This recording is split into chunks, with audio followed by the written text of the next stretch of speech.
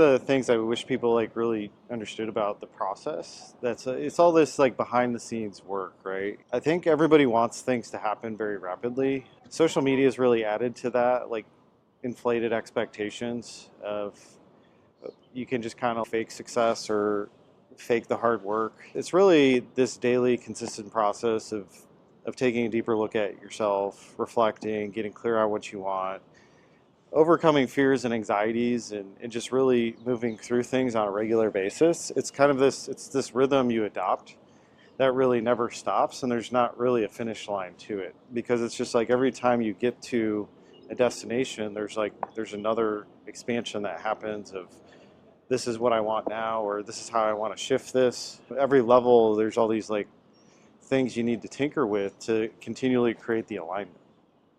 And and so these unrealistic expectations are kind of rampant. And I think it's just like a dose of reality. It's like people like just kind of speaking with who's really done it and like what it took to get there, and all the grit and the resilience and the problem solving that goes along with it. And it is like a continuous cultivating this healthy mindset of I can take actions without needing a result. I can I can envision a brighter future without actually it happening right now. And I can continue to move towards that step by step. And so it's the being out of tune with things, the inflated expectations.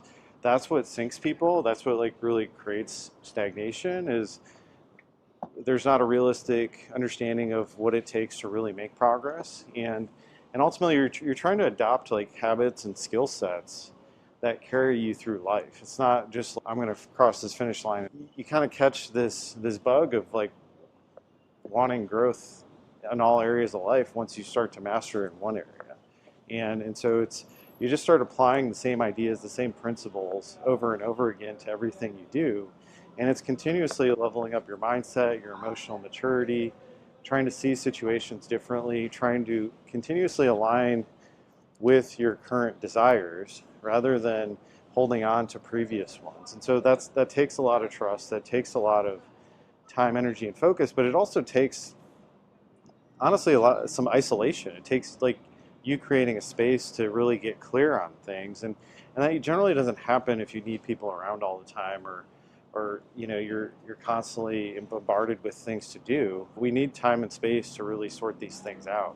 And you know it's just like when we're around all those things all the time, we get swept up in them. It's very difficult to be really in tune with your individuality if you don't have the silence, if you don't have the space. And so that's probably the thing I'm the biggest advocate for, is this separation. If things aren't working for you, you need to separate out. You need to assess the things in your life, you know, what really matters, what's important to you now, what can you part ways with, who can you surround yourself with, all these things, what can you feed your mind? All these ideas, it's the accumulation of them that gets you headed in the right direction, that really gives you something to build from.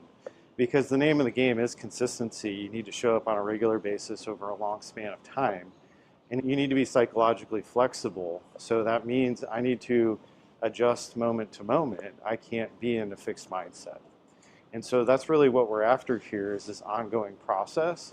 And so you really just learn the foundations of this stuff, and then it continues to add layers and levels to it as you start to see it work, because you start to really adopt this trust and this faith, because you know there's this bigger process at play. And if you're lining up with that, it's very clear, because you start to see these very clear progressions happening.